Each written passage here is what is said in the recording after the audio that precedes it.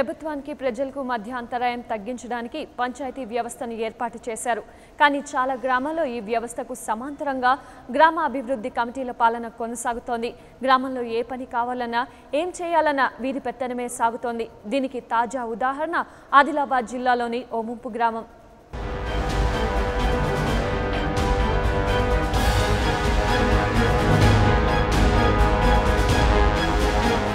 ఆదిలాబాద్ జిల్లా నిర్మల్ మండలం ముగ్జీ గ్రామం శ్రీరామ్ సాగర్ ప్రాజెక్ట్ ముంపు గ్రామం. ప్రాజెక్ట్ నిర్మాణ సమయంలో ఈ గ్రామస్తులు తమ ఇండ్లను కోల్పోయారు. దీంతో అప్పటి ప్రభుత్వం వారికి పునరావాసం ఏర్పాటు చేసింది. అలాగే భవిష్యత్ అవసరాల దృష్ట్యా ఎకరం భూమిని గ్రామానికి అందుబాటులో ఉంచింది.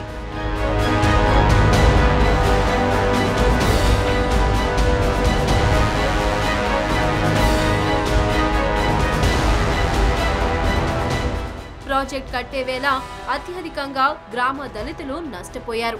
దీంతో వారికి గ్రామంలో అందుబాటులో ఉన్న ఎకరం భూమిలో ఇండ్ల కోసం ఫ్లాట్లు ఇవ్వాలని నిర్ణయించారు. 2008 9వ సంవత్సరంలో గ్రామ సర్పంచ్ దళితులకు ఆ భూమిని పంచారు.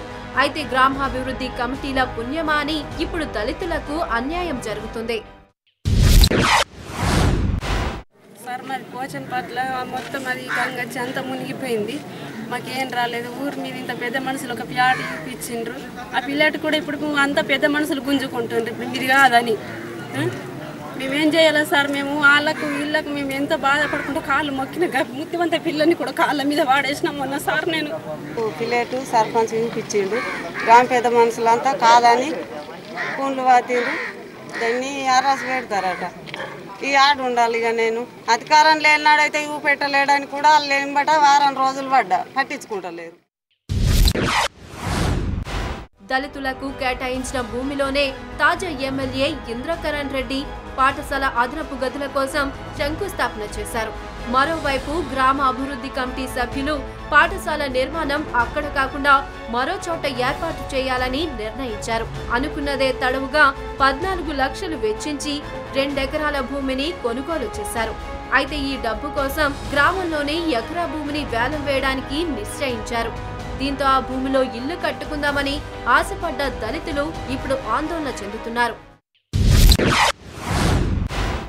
మాది నిర్మల్ మండల్ ముజీ గ్రామం, ముంపు గ్రామం.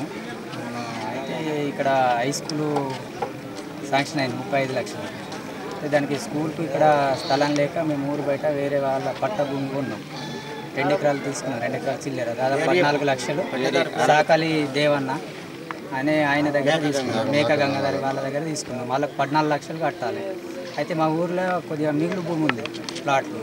దాన్ని టెండర్ పెట్టి వాళ్ళకి డబ్బులు కడదామని మేము ఈరోజు మీట్ అయినాం విలేజ్లో అందరం. ఒకవైపు ప్రజాప్రతినిధులు, మరోవైపు గ్రామాభివృద్ధి కమిటీ సభ్యుల పెత్తనం.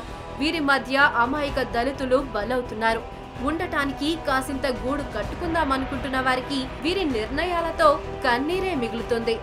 ఇప్పటికైనా గ్రామంలో వీరి పెత్తనాలను అరికట్టి సామాన్యులకు న్యాయం చేయాలని బాధితులు కోరుతున్నారు.